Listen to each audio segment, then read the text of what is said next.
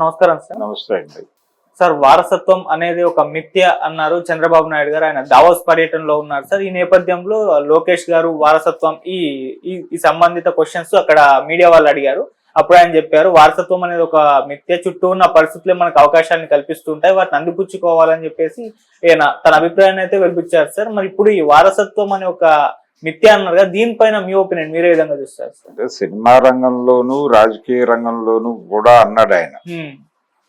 అంటే cinema related వ్యవహారం వాళ్ళ కుటుంబంలో ఉండటం వలన ఆ మాట మాట్లాడి ఉంటాడు ఆయన. కానీ మనకి ప్రస్తుతం రాజకీయ రంగంలోను సినిమా రంగంలోనూ కూడా కొంచెం నిశ్చితంగా పరిశీలిస్తే వారసత్వాలే కనిపిస్తున్నాయి. హీరోల కొడుకులే హీరోలుగా ఉన్నారు మెజారిటీ, లేదు నిర్మాతల కొడుకులు ఉన్నారు.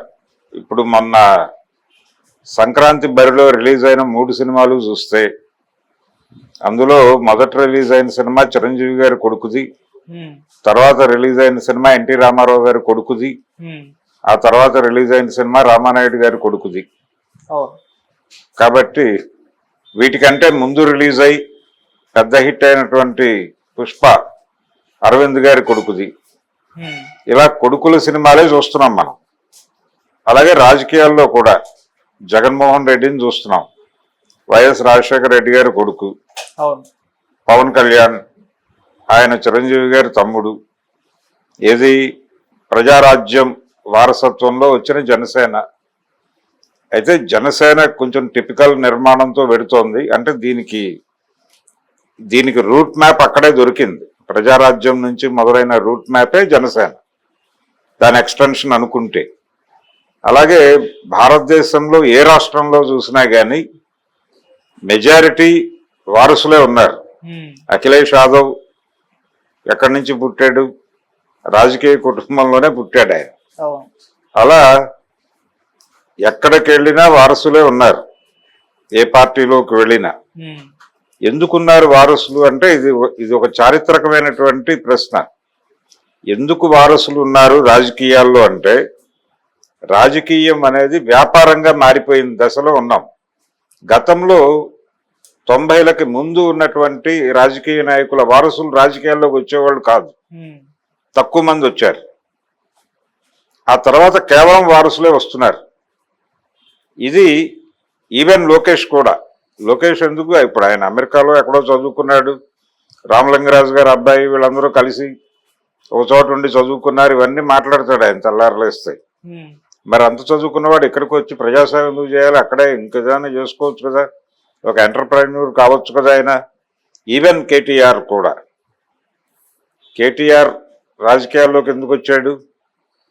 జగన్మోహన్ రెడ్డి ఎందుకు వచ్చాడు? లోకేష్ ఎందుకు వచ్చాడు? ఇలా ఏ పార్టీకి చూసుకున్నా కానీ వారసులే. ఈ వారసులందరూ ఎందుకు వస్తున్నారు? పర్టికులర్గా ప్రాంతీయ పార్టీలు ఉన్న చోట్ల వారసుల పుట్టుక ఎక్కువ ఉంటుంది. ఉండటానికి కారణం ఏమిటంటే, 90లకి ముందు భారత రాజకీయాల్లో వారసుల పోటీ తక్కువ ఉండేది, వారసుల తాకిడి తక్కువ ఉండేది. ఏ రాష్ట్రంలోనైనా చూసుకోండి, సెకండరీ లీడర్షిప్ ఉండేది. ఈ సెకండరీ లీడర్షిప్ ద్వారా పార్టీకి, ఈ సెకండరీ లీడర్షిప్ ఎక్కడి నుంచి వచ్చేది? స్టూడెంట్ సెక్టార్ నుంచి వచ్చేది. విద్యార్థి ఉద్యమాల నుంచి ఏ పార్టీకైనా ద్వితీయ శ్రేణి నాయకత్వం వచ్చేది. విద్యార్థి ఉద్యమాలు 90 తర్వాత చచ్చిపోయినాయి. విద్యార్థి ఉద్యమాలు ఎప్పుడైతే చంపేశారో ఆటోమేటిక్గా సెకండరీ లీడర్షిప్ రావడం అనేది తగ్గిపోయింది. తగ్గిపోవడం వలన అంటే, ఆ రోజుల్లో విద్యార్థి రంగం ఎలా ఉండేది? పాల ధరలు పెరిగినా, లేకపోతే సిటీ బస్ టిక్కెట్ల రేట్లు పెరిగినా, ఏది పెరిగినా వాళ్ళు రోడ్డు మీదకి వచ్చి ఆందోళన చేసేవాళ్ళు. ఈ ప్రపంచంలో విద్యార్థులకి సంబంధం లేదు, ఏ విషయం చదువు మాత్రమే చదువుకోండి అని చెప్పేవాళ్ళు. కానీ సమాజంలో జరిగేటువంటి ప్రతి పరిణామాన్ని పట్టించుకుని దాన్ని మార్చే ప్రయత్నం విద్యార్థి రంగం నుంచి నడిచేది. ఎందుకు నడిచేది అంటే, అక్కడ ఒక మేధోమథనం జరిగేది. సమాజాన్ని ఎట్లా అర్థం చేసుకోవాలి, రేపు పొద్దున మనం ఈ చదువు పూర్తి చేసుకున్న తర్వాత తిరిగి అదే సమాజంలోకి వెళ్ళాలి. వెళ్ళినప్పుడు ఆ సమాజం గురించి ఏమీ తెలియకుండా పెడితే ఎలాగా అని ప్రతిరోజు పేపర్లు చదివించటం, కాలేజీల్లో చదివేవాళ్ళు, బోర్డు మీద వార్తలు రాసేవాళ్ళు, గోడ పత్రికలు నడిచేవి కాలేజీల్లో, ఇలా బోల్డ్ పొలిటికల్ యాక్టివిటీ నడిచేది కాలేజీల్లో. ఎలక్షన్స్ ఉండేవి, ఈ ఎలక్షన్స్ సందర్భంగా అన్ని రాజకీయ పార్టీలు ఇన్వాల్వ్ అయ్యేవి, బోల్డ్ చర్చ, రాజకీయ చర్చ రోజు కాలేజీలో జరుగుతూ ఉండేది. దీనివల్ల సామాజిక స్పృహ, ఇతర అంశాలు విద్యార్థులకు ఇంకేవి, అలాగే బయట జరుగుతున్నటువంటి అనేక విషయాల మీద వీళ్ళు స్పందించేవాళ్ళు, ఈ స్పందనలు తెలియజేస్తూ రోడ్డు మీదకి వచ్చేవాళ్ళు. ఈ ప్రెజర్ వలన ఈవెన్ విశాఖ ఉక్కు ఆంధ్రుల హక్కు అనేది కూడా ఆ రోజున విద్యార్థి లోకం నినదించినటువంటి నినాదమే అది. విశాఖ ఉక్కు ఆంధ్రుల హక్కు అనే ఆందోళన కావచ్చు, జయాంధ్ర ఉద్యమం కావచ్చు, ఆ రెండు మేజర్ మాస్ మూమెంట్లు, ఆంధ్రప్రదేశ్ వరకు పరిమితమే మాట్లాడుతున్నాను నేను, ఆ రెండు మేజర్ మాస్ మూమెంట్లలోనూ విద్యార్థి లోకమే ఉంది. అంత అంత క్రియాశీలకంగా ఉన్నటువంటి విద్యార్థి ఉద్యమం, ఆ ఉద్యమం నుంచి వచ్చినటువంటి నాయకులే, ఈవెన్ ఏబీవీపీ కావచ్చు, వెంకయ్యనాయుడు విద్యార్థి ఉద్యమం నుంచి వచ్చిన నాయకుడే కాదని చెప్పమనండి, జైపాల్ రెడ్డి అక్కడి నుంచి వచ్చినోడే. చాలామంది నాయకులు విద్యార్థి ఉద్యమాల్లో నుంచి వచ్చిన వాళ్లే ఎదిగారు, మాట్లాడగలిగారు, కాస్త విషయం ఉండి సబ్జెక్ట్ని అర్థం చేసుకుని మాట్లాడినటువంటి వాళ్ళందరూ కూడా విద్యార్థి ఉద్యమాల నుంచి వచ్చిన వాళ్లే. అలాగే సినిమా రంగంలో కూడా వారసులు చాలా తక్కువ ఉండేవాళ్ళు ఆ రోజుల్లో. అంటే వారసులు వచ్చినప్పటికీ వాళ్ళు ఒకటి రెండు సినిమాలు ప్రూవ్ చేసుకోగలిగితే ప్రూవ్ అయి ఉండేవాళ్ళు, లేదంటే వెళ్ళిపోయేవాళ్ళు. ఈవెన్ కృష్ణ గారి పెద్ద అబ్బాయి పరిస్థితి చూసాం మనం. అది కళారంగం, దానికి ఒక ప్రత్యేకత ఉంటుంది. అక్కడ విషయం లేకపోయినా కానీ ప్రమోట్ చేయడానికి నానా కష్టాలు పడుతున్నటువంటి స్టార్స్ను కూడా చూస్తున్నాం మనం. విషయం ఉండి, ప్రతిభ ఉండి దూసుకుని వెళ్ళే వాళ్ళు ఉంటారు వారసుల్లో. ప్రతిభ లేకపోయినా వాళ్ళకు ఉన్నటువంటి ఒక పునాది మీద ఏదో మేరకు కథ నడిపేటువంటి ప్రయత్నం చేసే వాళ్ళని చూస్తున్నాం. ఇప్పుడు మహేష్ బాబు తన ప్రతిభ ఉంది, ఆ ప్రతిభతో దానికి వారసత్వం తోడవటంతో అతను సక్సెస్ఫుల్ గా ట్రాక్ నడపగలిగాడు, నడుపుతున్నాడు ఇప్పటికీ. అలాగే అరవింద్ గారు అబ్బాయి అర్జున్, ఆయన బేస్ ఉంది. అరవింద్ గారు మంచి కెరియర్ డిజైనర్ అని, చిరంజీవి గారి కెరియర్ డిజైనింగ్ దగ్గర నుంచి ఆయనకు ఒక ఇమేజ్ ఉంది. ఆ ఇమేజ్ మీద అల్లు అర్జున్ కెరియర్ నడుస్తోంది అని ఒక దశలో అనుకున్నప్పటికీ ఆ దశ దాటాడు అతను. దాటి ఇప్పుడు తనే రన్ చేస్తున్నాడు షోని. ఇది ఒక చొరవతో కూడుకున్నటువంటి వ్యవహారం. మహేష్ బాబుది అదే పరిస్థితి. కృష్ణ గారు ఎర్లీ డేస్లో గైడెన్స్, ఇప్పుడు మహేష్ బాబే కదా తన్ని తాను సెల్ఫ్ గైడ్ చేసుకుని వెళ్ళిపోతున్నాడు కదా ఆయన. ఇలాగే ఉంటుంది ప్రపంచం. కొన్ని సందర్భాల్లో ఇప్పుడు నందమూరి బాలకృష్ణ గారు ఉన్నాడు, ఆయన్ని తన కంపెనీ సినిమాల్లో మాత్రమే వాడేవాడు తప్ప రామారావు గారు బయటకి ఇచ్చేవాడు కాదు. ఒక దశలో బయట ప్రొడ్యూసర్లు అడిగినప్పుడు ఒక డైరెక్టర్ వెళ్ళి లేదు బయట సినిమాలు చేయిస్తేనే కదా అని అడిగితే అప్పుడు వదిలేడా ఆయన సీఎం అయిన తర్వాత. అందుకని కొంచెం గ్యాప్ వచ్చింది ఆయన వాళ్ళ కంపెనీ సినిమాలకి బయట సినిమాలు చేయటానికి మధ్యలో నాకు తెలుసు 3-4 years గ్యాప్ వచ్చింది. ఆ గ్యాప్లో చిరంజీవి ఎమర్జ్ అయ్యాడు. సో ఇదొక ప్రయాణం. ఇలా వారసులు ఆ రోజుల్లో అలా ఆర్గానిక్గా వస్తే 90ల తర్వాత వారసులే రావటం, వారసులే నిలబడటం అనేది చూస్తున్నాం మనం. వారసుల తాకిడిని తట్టుకుని మధ్యలో కష్టపడి పైకి వచ్చినటువంటి హీరోలు కూడా ఉన్నారు. నాని లాంటి వాళ్ళు వీళ్ళు ఉంటారు కానీ మనకు ప్రామినెంట్గా ఇప్పుడు బిగ్ స్టార్, గ్లోబల్ స్టార్ అన్న వాళ్ళు అందరూ ఎవరు? ప్రభాస్ అక్కడి నుంచి వచ్చాడు. ప్రభాస్, మహేష్ బాబు, రామ్ చరణ్, జూనియర్ ఎన్టీఆర్, మొత్తం దండు వారసు దండే కదా అక్కడ ఉంది. అందులో ప్రూవ్ చేసుకున్నారా మరొకట అనేది పక్కన పెట్టేస్తే ఇంకొకళ్ళు ఆ ఏరియాకి వెళ్ళటానికి ఎంత స్ట్రగుల్ అవుతున్నారో కూడా మనం చూస్తున్నాం. కాబట్టి ఈ ఈ శైలి ఉంటుంది అనివార్యంగా. దాదాపు మెగా కాంపౌండ్ నుంచి 10 మంది హీరోలు వచ్చారు. వారి వారి ప్రతిభను బట్టి వాళ్ళకి అవకాశాలు దొరికాయి, దొరకపోయినా వాళ్ళు కథ నడపగలుగుతున్నారు. ఒక సినిమా ఆడకపోయినా వాళ్ళకి అవకాశం వస్తుంది ఏదో పద్ధతిలో. అదొక విచిత్రమైనటువంటి కండిషన్. రాజకీయాల్లోకి వచ్చేస్తే సినిమా రంగంలో ఇంకా వారసత్వం కన్నా కూడా ప్రతిభతో ముందుకొచ్చే అవకాశాలు ఉన్నాయి అక్కడ. కానీ రాజకీయాల్లో వారసులు ఇంకోటి రానిచ్చే పరిస్థితి లేదు ప్రాంతీయ పార్టీలు. ఎందుకు లేదు అంటే రాజకీయం వ్యాపారంగా మారి ఏ ఇతర వ్యాపారానికన్నా కూడా ఇది లాభసాటి వ్యాపారంగా మారింది. ఇది లాభసాటి వ్యాపారంగా ఉన్నప్పుడు ఇంకో వ్యాపారంలోకి ఎందుకు వెళ్ళాలనుకుంటాడు కొడుకు? మా తండ్రి గారు పెట్టిన కొట్టు ఇంత లాభాలతో నడుస్తున్నప్పుడు ఇదే వ్యాపారాన్ని నేను కూడా కొనసాగిస్తే సరిపోతుంది కదా అని అనుకుంటాడు. అదే తండ్రి గారు ఆశిస్తాడు. అందుకని ఈ వారసులు ఎవరూ కూడా బయటకు వెళ్ళట్లేదు. తెలుగుదేశం వారసత్వంతో నడుస్తున్నటువంటి పార్టీనే, బీఆర్ఎస్ వారసత్వం మీద నడుస్తున్నటువంటి పార్టీని. అది మేనల్లుడా కొడుక అనే కాన్ఫ్లిక్ట్ పక్కన పెట్టేస్తే వారసత్వమే. కూతురు, అల్లుడు, కొడుకు ఆ కథ నడుస్తుంది అక్కడ. ఈ ప్రాసెస్లోనే వైఎస్ఆర్సీపీ చెల్లెలు అన్న మధ్య కాన్ఫ్లిక్ట్ అక్కడ. ఇలా ఏ ప్రాంతీయ పార్టీ తీసుకున్నా, ఏ రాష్ట్రంలో ప్రాంతీయ పార్టీ తీసుకున్నా వారసుల మధ్య యుద్ధమే. వారసుల మధ్య ఈవెన్ తమిళనాడులో అళగిరి స్టాలిన్ డిఎంకే యుద్ధం. ఇది కదా అప్పుడు నడిచింది ఎన్నికలకు ముందు.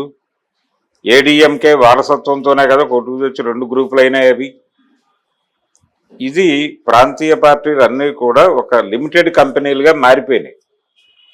ఇది ప్రాంతీయ పార్టీలు ప్రాంతీయ ప్రజల ఆకాంక్షలు నెరవేర్చడం కోసం మొదలై వాళ్ళ కుటుంబ ఆకాంక్షలు నెరవేర్చుకునేటువంటి కంపెనీలుగా మారిపోయినాయి.